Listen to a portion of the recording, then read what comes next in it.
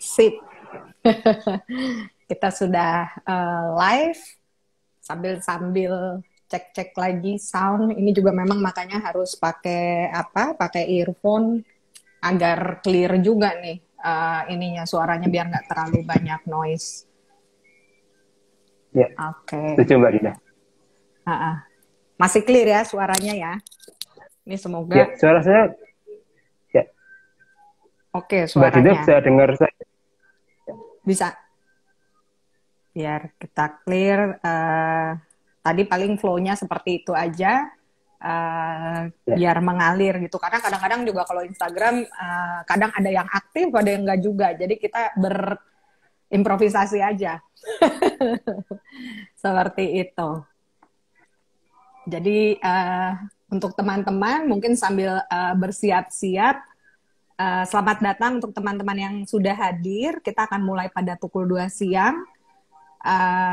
Tapi saya akan membuka dulu sambil menyambut teman-teman yang datang, dan karena di sini sudah ada Mas Wasis Raharjo Jati juga, peneliti dari LIPI. Terima kasih banyak sebelumnya Mas Wasis sudah bergabung bersama The Indonesian Institute. Ini adalah Policy Talks, salah satu kegiatan yang kami inisiasi yang ingin menyampaikan isu-isu kebijakan publik, analisis kebijakan kami dalam platform yang berbeda, karena biasanya kami juga ada diskusi publik di Indonesian Forum yang memang karena sejak pandemi kita lakukan secara daring. Nah, dalam kesempatan kali ini saya Dinda Tenrianka Mukhtar, Direktur Eksekutif di Indonesian Institute, akan ngobrol dengan Mas Wasis gitu, karena kita juga mengetahui Mas Wasis ini juga melakukan penelitian soal ruang publik yang baru, digital activism, cyberspace gitu, dan ini menarik ketika kita bicara soal demokrasi ya di Indonesia.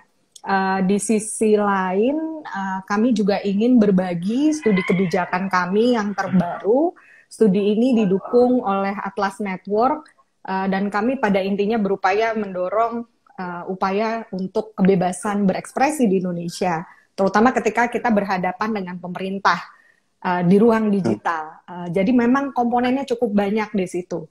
Ini adalah studi kualitatif yang kami lakukan sejak awal tahun ini hingga pertengahan bulan Mei lalu, dan ini kami lakukan melalui studi dokumen dan wawancara mendalam dengan para narasumber yang terkait, baik dari pemerintah maupun dari masyarakat sipil. Nah, ini kan Mas Wasis, kalau kita bicara kebebasan berekspresi gitu ya, kita tahu belakangan ini dan mungkin dari kasus-kasus sebelumnya banyak hal yang kita sebagai masyarakat sipil patut waspada, patut khawatir ya. 23 tahun reformasi dan kita sadari ratusan atau mungkin banyak kasus yang menunjukkan betapa rentannya masyarakat yang kritis terhadap pemerintah, terhadap kriminalisasi, atau kita jadi terancam pidana ketika kita berani bicara. Dan ini bukan hanya terjadi di ruang-ruang yang konvensional ya, ketika kita bicara demonstrasi atau kita bicara sifatnya yang tatap muka langsung, tapi juga di ruang-ruang digital. Beberapa waktu yang lalu kami juga melakukan kajian kebijakan tengah tahun, itu bisa dilihat gitu, soal kebebasan berpendapat, yang memang salah satu isunya lagi-lagi ini bukan aspek normatif saja ya, artinya ada aspek kontekstual juga terkait kebijakan gitu. Ada undang-undang atau peraturan perundang-undangan yang belum mengatur dengan jelas kebebasan berekspresi dalam bentuk yang berbeda. Apalagi kita di ruang digital ini udah terbiasa banget ya, Mas Wasis. Sementara kita punya undang-undang ITE. Ini tentunya sangat kompleks, tidak bisa dibahas dalam sejam kurang ini. Tapi yang jelas kita mengalami situasi di mana kita punya peraturan yang sedikit banyak juga membuat kita jadi takut untuk bersuara gitu. Saya tidak perlu merinci ya Mas Wasis dan teman-teman di sini tentang kasus-kasus apa saja, kita bisa ikuti juga di media massa, dan ini juga ada di studi kebijakan kami yang bisa dilihat di portal theindonesianinstitute.com. Yang pada intinya juga menunjukkan ada beberapa kasus di mana negara atau pemerintah lewat aparat penegak hukumnya, misalnya lewat polisi, itu bisa melakukan tindakan-tindakan yang melanggar kebebasan berekspresi kita. Ada peretasan mungkin dengan kasus aktivis yang terakhir ini, Mas Wasis, atau ada pembajakan gawai juga, atau ketika data pribadi kita sudah kemana-mana. Itu kan mengerikan ya Mas Wasis. Kita posisi sebagai peneliti, saya pikir kita juga cukup waspada gitu ya. Nah, harus waspada. Nah, itu juga kenapa kami menuliskan studi ini, Mas Wasis. Nah, ini kita pengen ngobrol-ngobrol. Jadi, di studi ini pada intinya kalau ingin membuat ringkas, kami mencoba menganalisis permasalahan ini, terutama kebebasan berekspresi di ruang digital, itu dari aspek konten maupun konteks kebijakan gitu, dan itu pun sangat kompleks ya, artinya karena kita tidak bisa melihat hanya normatifnya, tapi siapa yang melakukannya, lalu bagaimana relasi dengan masyarakat misalnya. Lalu kami juga melihat dengan menggunakan juga konsep yang lain, tidak hanya kebebasan berekspresi itu sendiri, tapi apa sih itu ruang digital, apa politik legal, apa democratic governance dan democratic apa digital space dan digital demokrasi misalnya, dan juga terkait dengan penerapan kebijakan publik. Nah, pada akhirnya memang kami mengangkat 3 rekomendasi berdasarkan temuan yang ada, yang saya pikir juga ini adalah temuan-temuan yang sudah dilakukan banyak teman-teman masyarakat sipil, termasuk SafeNet dan koalisinya ya, YLBHI dan sebagainya, dan kami ucapkan terima kasih untuk para narasumber juga di penelitian kami, karena memang revisi terhadap Undang-Undang ITE itu tidak berhenti di tataran normatif. Kita tahu bahwa pemerintah juga punya 2 tim ya, Mas Wasis ya, yang sudah melakukan studi-studi yang pada akhirnya malah memang nampaknya bukan ke arah revisi Undang-Undang ITE nih gitu. Sementara kita sendiri berjibaku dengan revisi Undang-Undang KUHP gitu, dan itu pun tidak kalah menyeramkan dengan pasal-pasal penghinaan.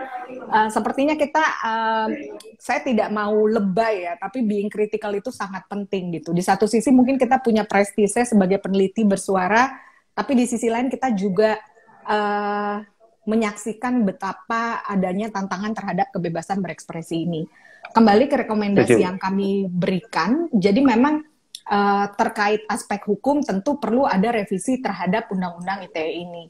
Kami lebih mendorong ke arah agar ini undang-undang jadi administratif law saja gitu, jadi bukan ke arah kriminalisasi. Karena hal-hal pidana itu kan Mas sudah sebenarnya bisa diatur oleh undang-undang yang lain.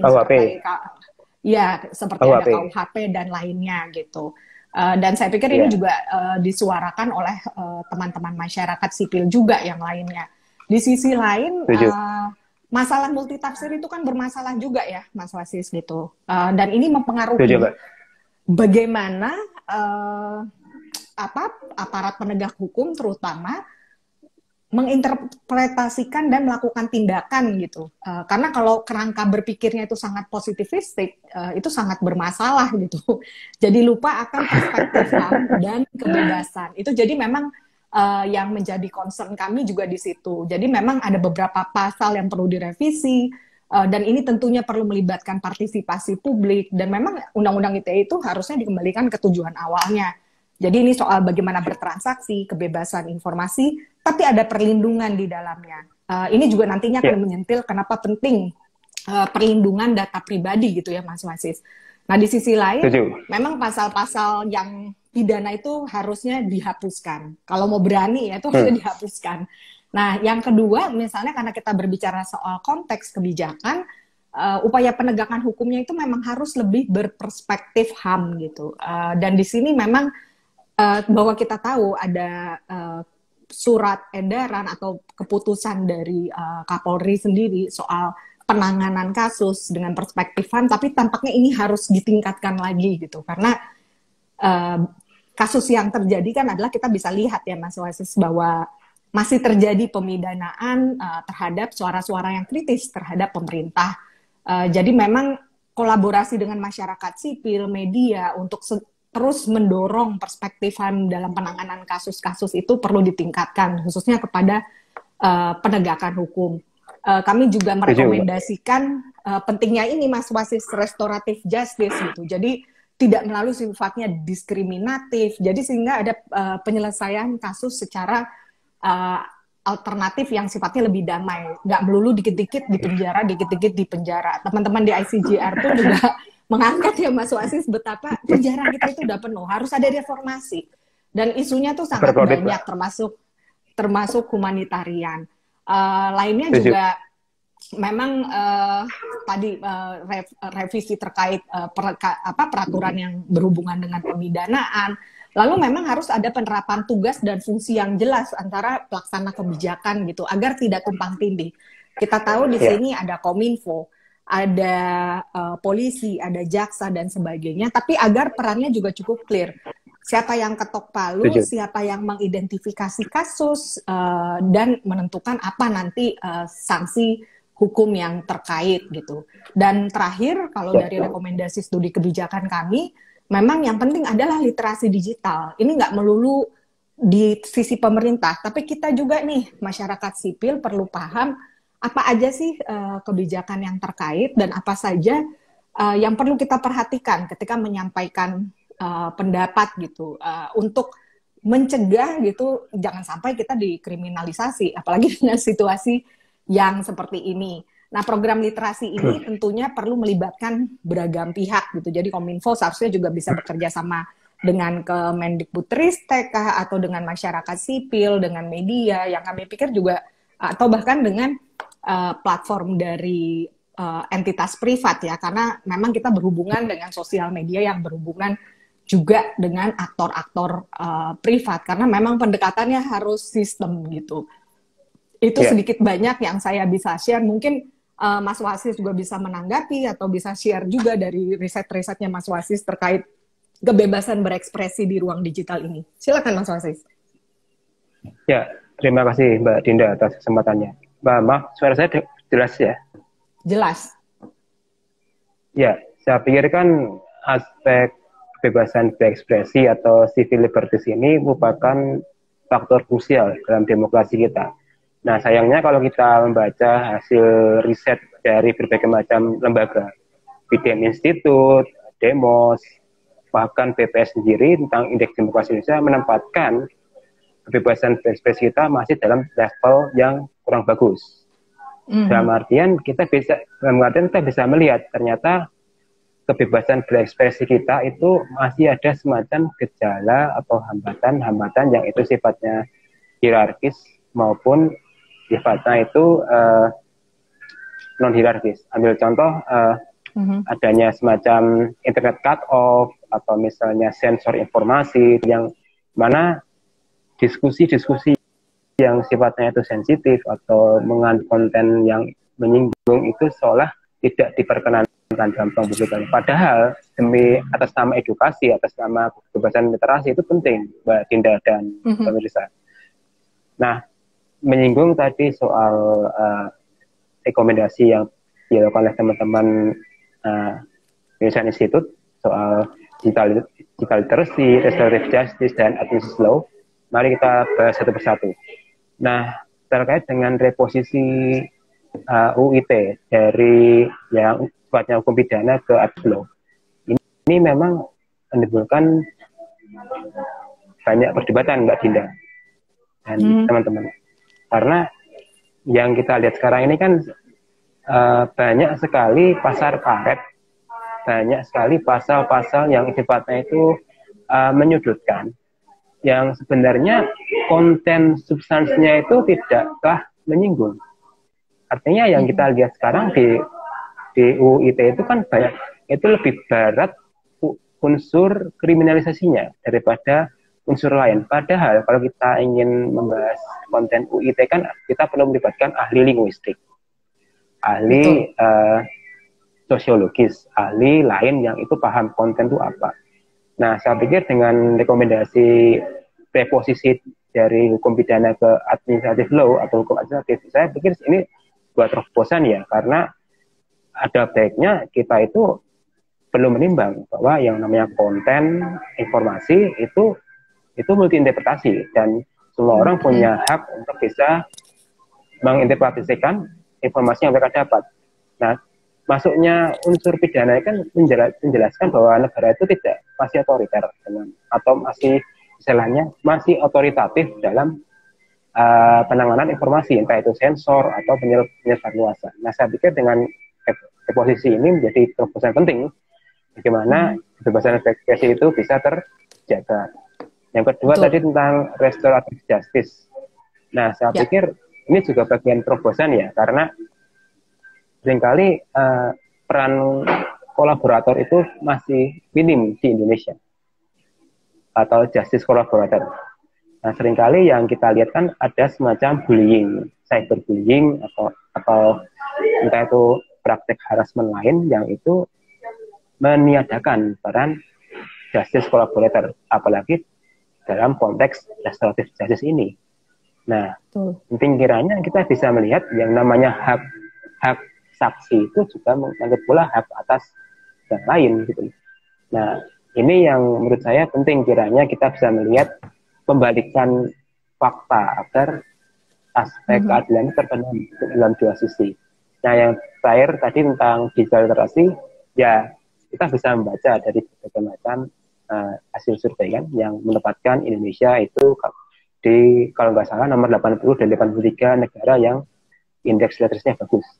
Kita aja masih kalah dengan negara Asia Tenggara. Kita aja masih dengan negara Skandinavia yang itu besar indeksnya. Kita masih rendah.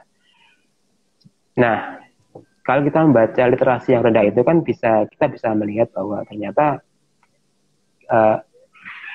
warganet Indonesia itu kalau membaca informasi hanya sekedar skimming, dan seeing.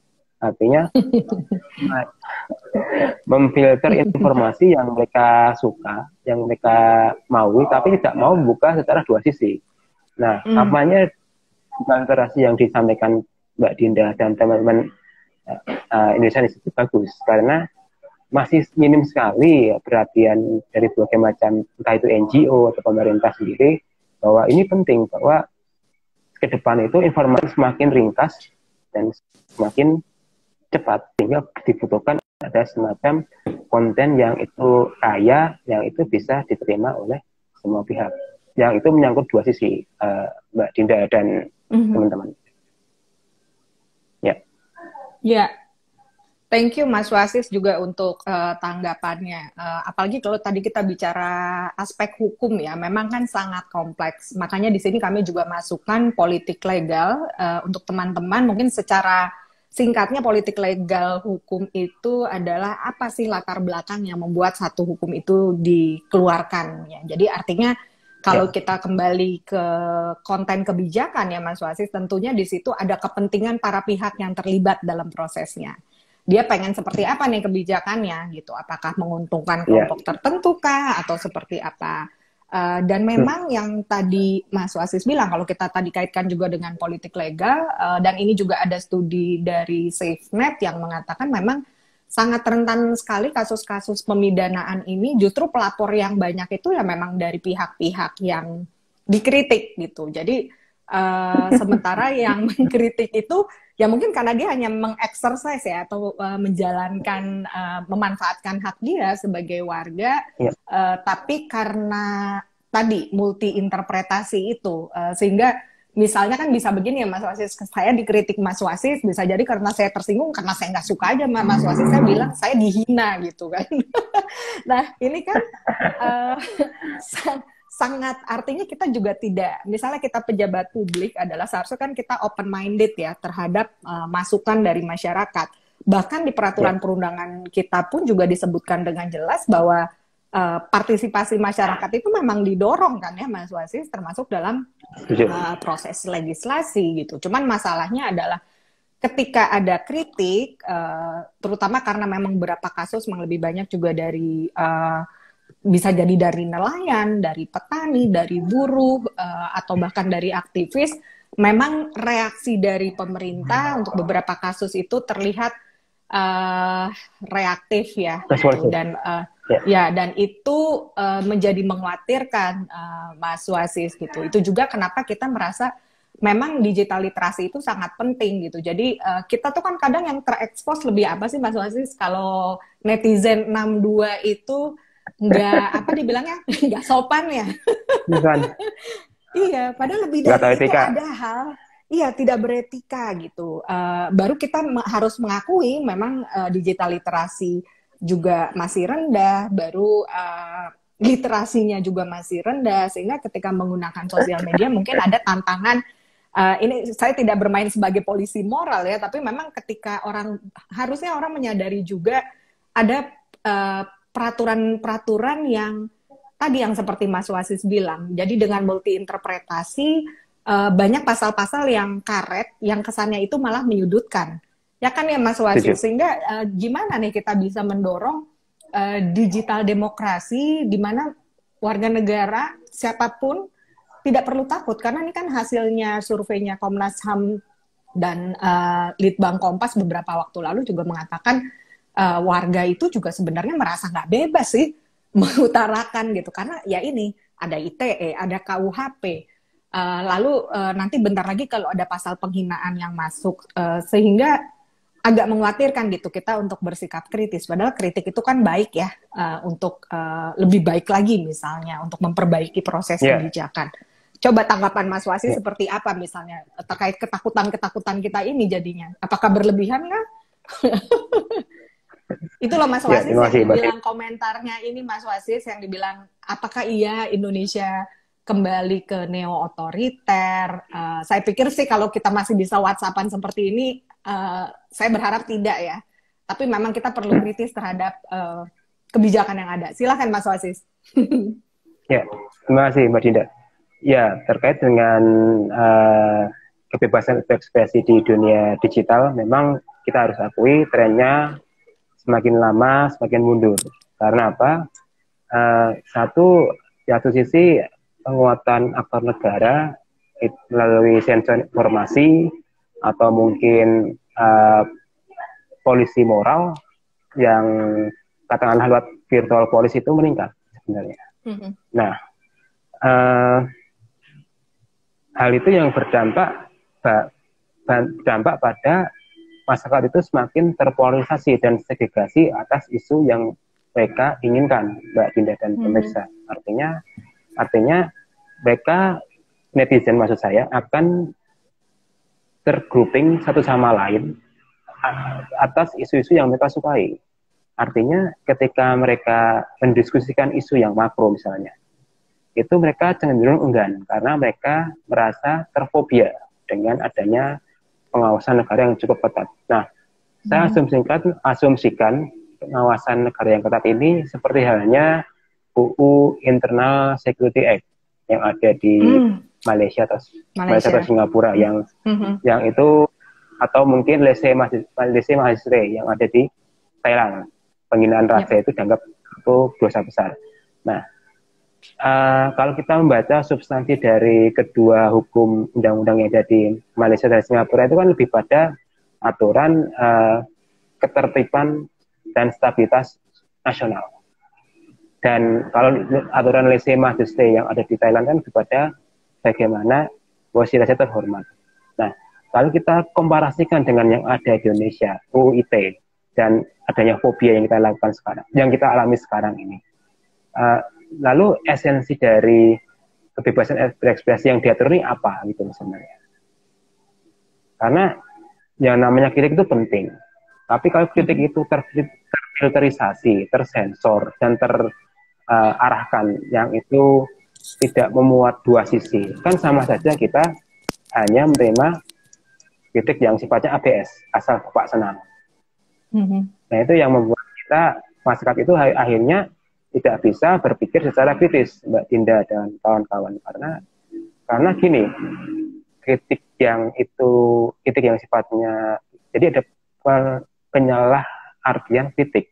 Jadi kritik yang sifatnya informatif itu justru dimaknai secara subjektif.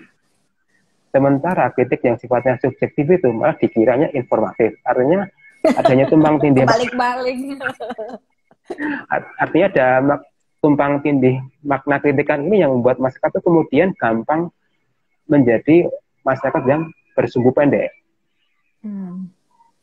Artinya yang kita lihat sekarang kan banyak orang sekarang itu sering kali membuat isu menjadi viral, kan? artinya dikit-dikit posting di sosial media. Nah, karena begini, kebebasan yang seperti itu menunjukkan bahwa masyarakat itu semakin lama menggunakan sosial media dalam mengekspresikan kemauannya itu justru lebih menjurus pada pemenuhan aspek emosional yang sifatnya itu komunal, Mbak Dinda dan kawan-kawan. Artinya kalau isu itu yang sifatnya itu emosional itu dimaknai berulang atau bersama, katakanlah isu kecelakaan bermotor misalnya, yang itu mesti dijalankan mobilnya kan. Nah, seringkali kan itu dipolitisasi kan, ini yang punya mobil itu orang kaya, yang miskin itu orang yang punya motor, atau ada mungkin ini ya, atau kayak masalah kelas. Iya, jadi kebebasan berekspresi yang kita alami sekarang ini justru semakin hiperbolik, artinya tereskalasi dalam faktor identitas akhirnya, yang itu justru menjauh dari makna kebebasan berekspresi yang buat kita harus berpikir kritis, Mbak Dinda dan kawan-kawan. Itu poin yang menarik ya, poin yang terakhir tadi Mas Wasif sampaikan, karena kami juga mengangkat hal seperti konteks kebijakan di mana kita kan juga menyaksikan ya Mas Wasif bahwa politik kita, masyarakat kita makin terpolarisasi gitu, terutama pasca pilkada juga di Jakarta, pemilu, dan akhirnya sampai sekarang gitu. Dan kita tahu masyarakat sipil maupun aparat penegak hukum, Kominfo, dan lain-lain juga sudah mengidentifikasi ya berita-berita yang hoax itu gitu. Di satu sisi kita harus akui juga dengan adanya tingkat digital literasi yang rendah ini sangat menjadi tantangan. Lalu tadi ada poin yang Mas Wasi sampaikan juga soal yang informasi yang mestinya informatif jadi diterima secara subjektif, atau yang subjektif jadi dianggap informatif. Ini kan kebalik-balik ya sebenarnya. Dan yang mengerikan adalah ketika misalnya kritik itu dan ini makanya kami sangat mendorong rekomendasi ini ya, ketika kami urutkan itu tuh bukan berdasarkan urutan, tapi ini adalah poin-poin yang perlu diperhatikan dan ditindaklanjuti beragam pihak. Karena memang digital literasi itu bukan satu arah gitu. Ini baik kita sebagai users, masyarakat umum, maupun juga pemerintah gitu. Karena tanpa pemahaman itu, apalagi kan memang ada concern soal pemikiran yang sangat positivistik ya. Artinya ya kalau aturannya seperti itu ya seperti itu. Sementara misalnya di undang-undang soal kebebasan atau kemerdekaan berpendapat itu belum diatur nih soal kebebasan berpendapat di ruang digital. Nah, sehingga kalau belum ada payung hukumnya udah pakai aja apa yang lain. Masalah dengan itu adalah interpretasinya kan akan sangat dangkal ya. Artinya dikotak-kotakan hitam dan putih, ketika dia tidak sesuai dengan pihak yang berkuasa dianggap defamasi, dianggap perbuatan tidak menyenangkan. Bahwa memang ada, dan memang celakanya ada pasal-pasal itu ya Mas Wasis. Dan tadi Mas Wasis dengan baik juga berbagi informasi soal bagaimana undang-undang yang serupa sedikit banyak di negara-negara tetangga baik di Malaysia dan Singapura somehow juga menerapkan hal-hal seperti itu gitu. Nah, kita 23 tahun reformasi memang punya euforia yang cukup besar ya, dan saya pikir di masa awal reformasi politik itu bisa jadi omongan semua orang gitu, tapi akan memang menjadi rame riuh sekali nih di dunia maya ya, di dunia digital, sehingga kenapa memang menjadi penting. Dan semoga maksud saya juga lewat studi-studi, lewat diskusi dan mendengarkan informasi seperti ini, kita juga bisa berefleksi ya soal kebebasan berekspresi kita seperti apa, dan juga memahami apa nih yang perlu kita perhatikan rambu-rambunya ketika menggunakan sosial media gitu. Karena kalau mungkin kita belum paham peraturannya, undang-undang ITE mungkin sebatas kita dengar di berita, tapi bayangkan kalau kita menjadi orang yang tersasar undang-undang ITE untuk sesuatu yang kita pikir, loh kita lagi komplain soal kebijakan publik nih, tapi kok ada surat cinta nih dari cyberpolis. Jadi kan ngeri ya. Seperti itu gitu. Untuk teman-teman yang ada di sini, silahkan kalau mau menyampaikan pertanyaan, sisa diketik aja di kolom komentar. Nanti kita akan bahas bareng. Nah, Mas Asis, kalau bicara tadi kan Mas Asis sempat bilang juga soal internet cut off ya. Ya, Ini kan juga terjadi 2 tahun lalu di Papua, dan hanya dilakukan lewat rilis berita gitu. ya, Menurut Mas Wasis gitu ya di konteks itu, karena kan memang beberapa studi dan juga studi kami juga menemukan bahwa banyak sekali alasan yang digunakan pihak yang berwenang, salah satunya adalah ketertiban dan keamanan umum gitu. Dan kita tahu bahwa Papua ya, adalah isu yang cukup sensitif, sangat sensitif dan bisa dengan mudah diinternalisasi, sehingga ya, ada keputusan seperti itu. Karena ada masalah kekerasan terhadap hak asasi manusia dan sebagainya. Tentu itu kita sangat ya, tentang. Tapi di poin mana sebenarnya kebebasan itu mau tidak mau harus dibatasi gitu. Tapi di sisi lain kita juga sadar ketika ada internet shutdown hanya lewat rilis itu kan tidak tepat ya Mas. Harusnya kan lewat pengadilan atau undang-undang. Nah ini yang menjadi bermasalah. Public order itu menurut siapa gitu.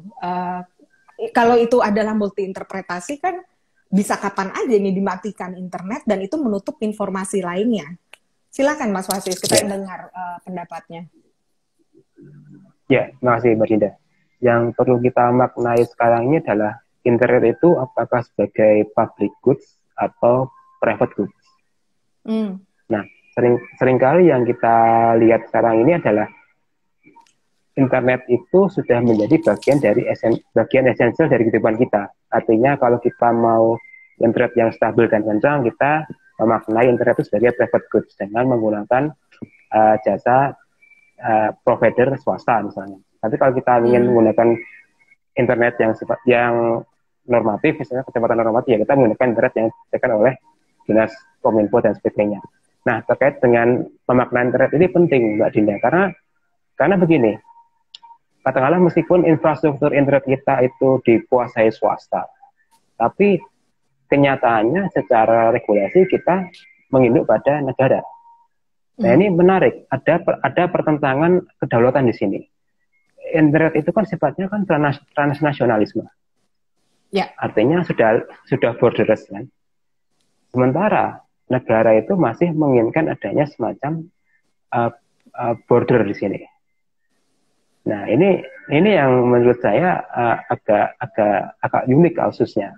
Bagaimana internet itu dikelola sebaiknya. Karena ini terkait dengan tadi yang kita singgung di awal ya tentang perlindungan data pribadi ya. Nah, kalau kita memaknai kebebasan di internet itu secara bebas, bisa jadi data kita berpotensi dicuri orang, kan? Karena kita tahu menurut survei lembaga kredibel menyebutkan warganet Indonesia adalah warganet yang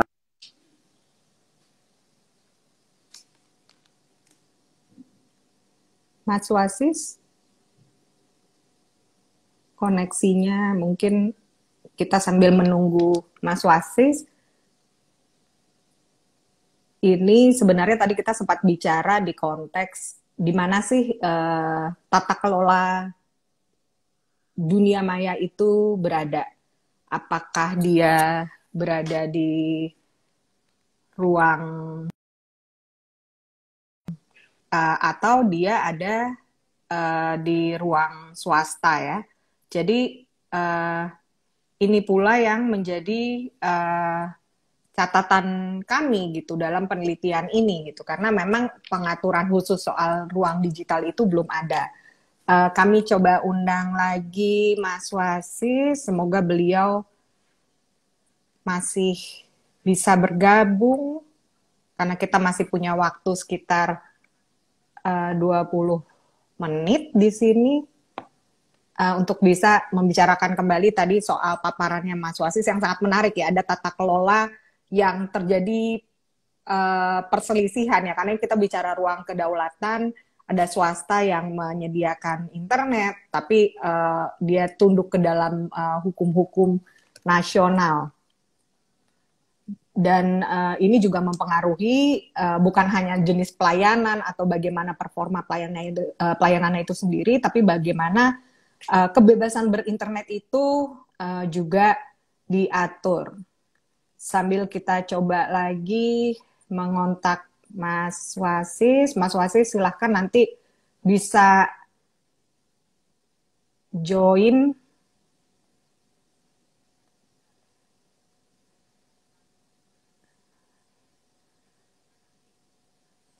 Oke, sayang sekali nih Mas Wasisnya unable to join.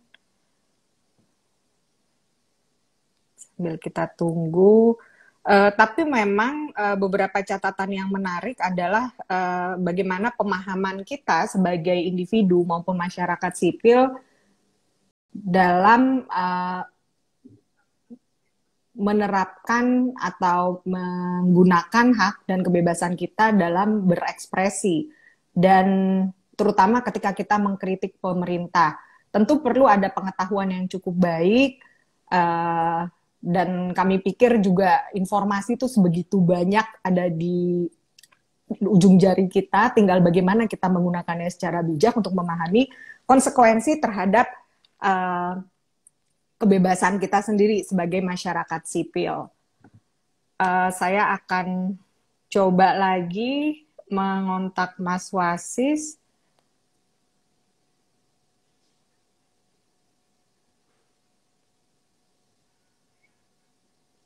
Oke, dan seperti yang saya sampaikan tadi, silakan untuk teman-teman yang ingin bertanya,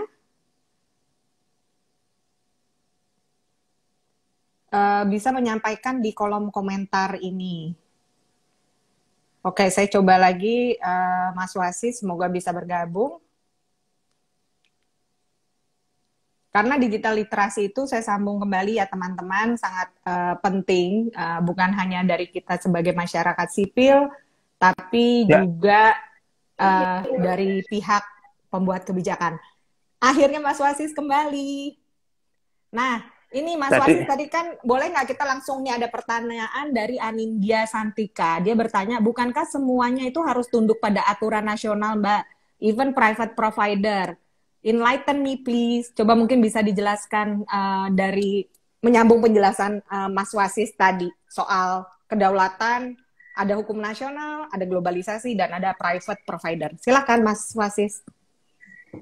Ya, terima kasih Mbak Dinda. Tadi kok langsung saya kena shutdown ya. Anda sih pakai shutdown. Semoga sih nggak gitu ya. Silakan. Kualat saya. Enggak. Terima kasih Mbak Dinda. Yang tekankan kan begini, internet dan sosial media korporasi khususnya itu kan lebih banyak servernya ada di negara maju, kan? Dan kita harus akui kecepatan internet kan juga ada pusatnya di negara maju. Nah, ini yang menjadi poin krusial kita, karena seringkali regulasi yang kita dapatkan hari ini tidak bisa mengcover atau memberikan sanksi terhadap perusahaan sosial media mereka. Katakanlah Facebook, Twitter, atau Instagram. Nah, cara paling mutakhir yang sering kita bisa lakukan adalah dengan memblokir. Nah, ini yang dilakukan oleh Tiongkok kan, dengan memblokir Google pernah Facebook, ya? Twitter. Yang apa kemudian juga diblokir kayaknya.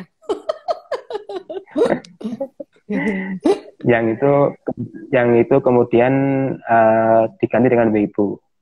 Nah, saya pikir dengan adanya permasalahan seperti ini penting sebagai kita untuk ada semacam covenant internasional yang itu mengikat lalu lintas data di dalam perusahaan sosial media. Nah, ini kan belum ada ratifikasinya, Mbak Dinda dan kawan-kawan, karena sosial media kan kebanyakan itu dimiliki oleh negara maju. Sementara operasi mereka itu lebih banyak menyasar secara global, termasuk negara-negara berkembangan. Nah, sementara kan mereka tidak tanggung jawab dengan aktivitas yang mereka lakukan di negara-negara yang itu menjadi host.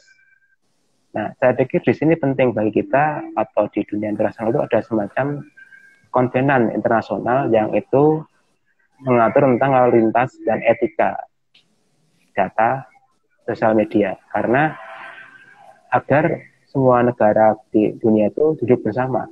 Jangan sampai ada hukum satu negara itu lebih tinggi di negara yang menjadi daerah operasi sosial media itu tersebut, Mbak Dinda dan kawan-kawan. Itu tadi pertanyaan yang menarik juga ya dari Anindya tadi, karena saya sendiri juga dulu belajar soal hubungan internasional dan beberapa kali diskusi, memang yang menarik itu hukum kita nih terlambat gitu loh. Bahkan termasuk berbicara soal perlindungan data pribadi ya, teman-teman gitu. Artinya bukan berarti perlindungan data pribadi tidak ada, tapi dia tersebar di beragam peraturan perundang-undangan. Tapi memang kita sedang mengupayakan, ya Indonesia sedang mengupayakan di parlemen tentang RUU perlindungan data pribadi yang mencoba berkiblat ke Uni Eropa juga ya gitu, dan masih dibahas oleh Komisi 1. Di sisi lain, relasi negara dengan entitas swasta, khususnya global, korporasi global, itu memang penuh dengan polemik ya. Artinya kadang kan memang pertanyaannya adalah kalau dirunut siapa negara-negara atau entitas yang kaya di dunia, bisa jadi global MNC itu juga ada di situ, which is itu adalah bukti globalisasi itu ada. Sehingga memang batas-batas kedaulatan ini juga nggak bisa dilihat secara konvensional ya teman-teman, juga Mas Wasis. Artinya bahwa ada kedaulatan nasional di situ memang harus diakui seperti yang sudah dijelaskan Mas Wasis tadi, bahwa ada kendala ketika mengatur entitas yang dia sumbernya atau base camp-nya tuh bukan ada di sini. Ini kadang-kadang kan berpengaruh juga terhadap isu-isu seperti pajak ya kalau nggak salah ya Mas Wasis ya. Soal dia di negaranya seperti apa, di negara host seperti apa, dan memang di tahapan seperti ini, sepemahaman saya terkait diplomasi, memang banyak yang perlu dibicarakan, khususnya dibicarakan di konteks aspek cyber diplomasi ya, artinya bukan diplomasi yang dilakukan secara digital, tapi diplomasi yang benar-benar khusus membicarakan isu-isu tentang ruang digital seperti ini, termasuk yang tadi disampaikan oleh Mas Wasis soal pentingnya konvenan soal pengaturan lalu lintas, soal data-data terkait sosial media, agar memang pengaturannya itu berlaku juga secara global. Ini tentu juga adalah isu yang kompleks ya, karena agak bergerak jauh nih dari kebebasan berekspresi yang sedang kita bahas. Tapi yang mungkin kita perlu catat adalah kalau nih di teman-teman di sini dan mungkin juga Mas Wasis kan juga menggunakan sosial media, entitas swasta itu baik Twitter, YouTube, dan juga Facebook, juga mereka punya internal policy ya, artinya seperti komunitas, misalnya mereka menerima aduan sehingga mereka bisa men-take down konten gitu. Bahkan Twitter juga melarang Trump ya, sampai tahun 2023 kalau nggak salah untuk menggunakan akun gitu. Itu sebegitu kuasanya entitas. Di sini saya mengatakan bahwa justru juga pihak swasta berupaya untuk menerapkan norma-norma atau aturan-aturan untuk melindungi usernya. Karena buat mereka ini kan terasa sekali ya. Kebutuhannya kan karena mereka private entity. Nah kembali di sini tadi Anindya bertanya lagi nih Mas Wasis. Tapi masalahnya kalau Kovenan Internasional sebagai solusi ada pada primat hukum nasional terhadap hukum internasional, itu gimana ya? Kalau saya sendiri sih nggak fokus di isu hukum ya. Kalau menurut Mas Wasis seperti apa? Ya, seringkali kan kalau kita membahas tentang ratifikasi hukum internasional ke hukum nasional kan sering ada semacam perdebatan di dalam negeri, Mbak Dinda dan kawan-kawan. Katakanlah kemarin kita pernah ribut tentang konvenan kontrol tembakau kan, yang itu melibatkan katakanlah korporasi rokok terbesar di Indonesia yang kurang menyetujui adanya frasa tertentu dalam undang-undang tersebut. Nah, kalau kita kemudian berbicara tentang sosial media dikonvenankan dan diratifikasi hukum nasional, kita perlu menjelaskan pula aspek mana saja yang itu menjadi pengaturan hukum nasional. Karena begini, seringkali kan yang lazim di negara maju tidak lazim di negara kita, katakanlah. Nah, maksud saya level ekspresi negara kita itu berbeda dengan di negara maju. Nah, ini perlu sekiranya kita duduk bersama. Kalau misalnya ada konvenan seperti itu, ada semacam pendefinisian yang itu sesuai dengan kultur dan norma di negara kita. Karena jangan sampai kita meratifikasi hukum internasional yang eksis, tapi kita lupa konteks yang ada, termasuk dengan sosial media ini, Mbak Dinda dan kawan-kawan. Karena seringkali kan yang ingin saya garis bawahi gini, sosial media kan secara garis besarnya kan adalah ekspresi masyarakat terhadap kebebasan yang kita tidak dapatkan di dunia nyata, kan? Nah, kalau semua ekspresi ditempah ruahkan, diregulasi, ya sama saja kita sudah melanggar esensi dari kebebasan yang tidak tertampung itu. Nah, saya pikir ini ada semacam perlu parameter, Mbak Dinda dan kawan-kawan, dan aspek mana saja yang perlu kita regulasi dan kita atur. Oke. Thank you Mas Wasis, dan itu menjadi catatan penting ya ketika kita bicara soal diplomasi, termasuk ketika mengajukan soal konvenan ini untuk revisinya, dan tentu ketika bicara di konteks global akan lebih banyak lagi pemangku kepentingan yang terkait ya, sehingga memang perlu ada kejelasan gitu, apakah itu dia akan ada di ranah nasional, di mana kuasa pemerintah terkait dengan kedaulatannya, atau itu menjadi bagian dari hukum internasional yang memang harus dipatuhi oleh negara-negara yang terikat di dalamnya. Sepemahaman saya juga dalam hubungan internasional, ketika negara-negara itu bergabung dalam entitas organisasi internasional, artinya ketika sebuah keputusan itu sudah diratifikasi di parlemen dengan segala dinamikanya, artinya memang negara itu sudah menjadi bagian dari pihak-pihak yang wajib memenuhi ketentuan yang ada. Itu terjadi di WTO, di UN, dan sebagainya. Bahwa ada hal-hal yang masih menjadi kebijakan dari pemerintah secara nasional, ya, tapi ada hal-hal yang disepakati menjadi kesepakatan dan perjanjian internasional yang wajib dipenuhi. Itu tadi terkait pertanyaan Anindya. Semoga bisa menjawab. Lalu ada pertanyaan dari Safariansah. Ini mungkin pertanyaan terakhir menjelang kita tutup Policy Talks ini. Tadi sebenarnya kita juga sudah bicara mengenai seberapa bebas kebebasan berekspresi di Indonesia, terutama di ruang digital. Nah, kalau dari studi kami dan tadi perbincangan dengan Mas Wasis juga, ya kita ini partly free gitu. Di Global Freedom Index juga dinyatakan Indonesia juga partly free. Kita tidak bisa bilang secara indeks itu membanggakan gitu, karena demokrasi indeks kita juga mengalami backsliding beberapa tahun terakhir dan berada di peringkat-peringkat yang rendah. Peringkat ini bukan hanya soal angka atau urutan, tapi itu jadi bagian dari refleksi dan evaluasi tentang bagaimana sih demokrasi kita berjalan. Dan tentu proses-proses pembuatan indeks ini kan dilakukan dalam proses-proses yang menyeluruh ya, ada penelitian, ada baseline dan sebagainya. Dan tadi kami juga bicara soal revisi Undang-Undang ITE, ya tentunya terbatas mengembalikan Undang-Undang ITE ke hitah awalnya, yang memang untuk melindungi di transaksi elektronik dan informasi, dan juga agar tidak melulu cenderung ke arah-arah yang sifatnya mengkriminalisasi gitu. Nanti teman-teman bisa baca juga di studi The Indonesian Institute, di publikasi kami di www.theindonesianinstitute.com. Ini ada lagi dari Hendra Junjungan Alam. Seringkali kita temukan banyak akademisi asal buang ludah. Ini berani nih ya, lebih-lebih di tahun politik. Ini kayaknya ada keberanian. Apakah realita ini membuktikan bahwa manusia Indonesia sedang gagal paham mengenai kebebasan berekspresi, atau masih kurang maksimalnya dunia pendidikan akhir-akhir ini? Mungkin jawaban singkat dari Mas Wasis, saya persilahkan. Sebelum saya tutup Policy Talks ini, sekaligus closing statement dari Mas Wasis. Terima kasih. Silakan Mas Wasis. Ya, kalau frasa buang ludah ini mungkin agak sifatnya peyoratif ya. Mbak Dinda dan kawan-kawan ya. Karena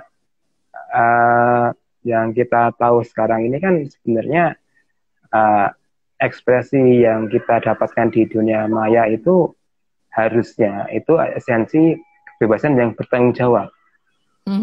Namun seringkali yang kita lihat sekarang ini orang kemudian bertumpah ruah mengekspresikan semua yang mereka hadapi sekarang ini, termasuk pula kalangan akademisi.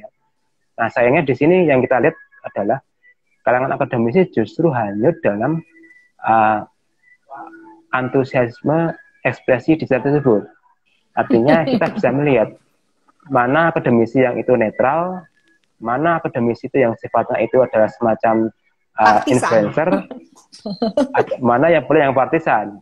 Nah, ekspresi Bang Huda di sini kan menunjukkan bahwa ada semacam pernyataan yang tidak bertanggung jawab yang dilakukan oleh akademisi tersebut.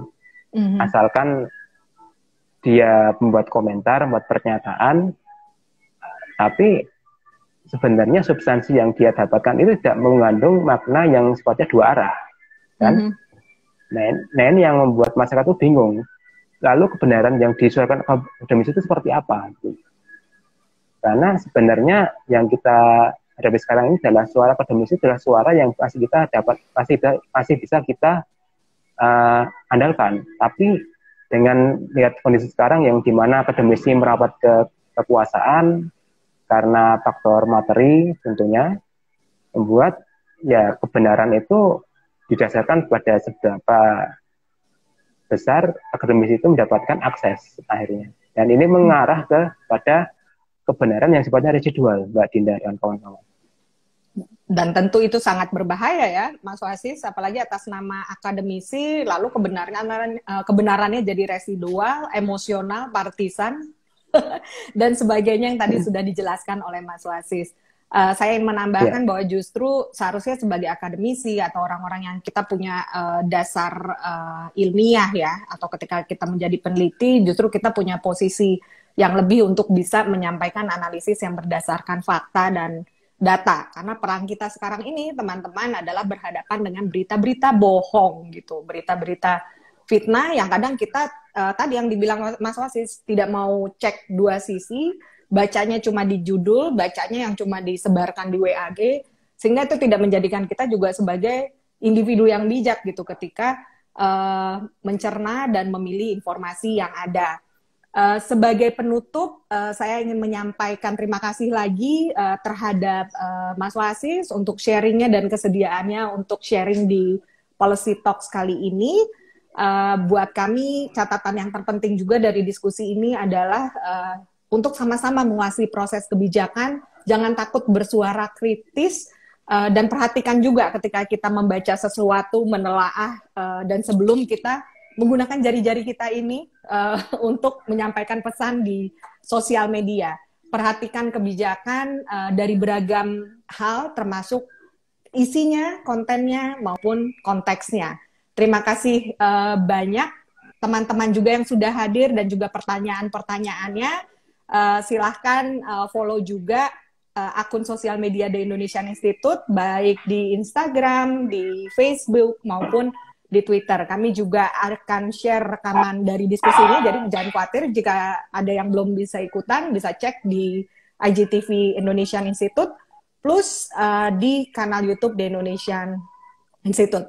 Terima kasih banyak sekali lagi Mas Wasis, sukses selalu untuk Anda, jangan sungkan-sungkan, nanti gabung lagi kita ngobrol-ngobrol di siang hari, dan tetap jangan takut menyuarakan kebebasan kita. Terima kasih Mbak Dinda. Maaf, terima kasih banyak. Tadi ada shutdown tadi. Iya, dan sampai kita ada shutdown lagi. Jadi sebelum di shutdown, kita akhiri semuanya. Terima kasih teman-teman atas perhatiannya dan partisipasinya. Terima kasih banyak Mas Wasis. Sampai jumpa di lain kesempatan di IG Live The Indonesian Institute di Policy Talks. Terima kasih. Selamat siang. Siang.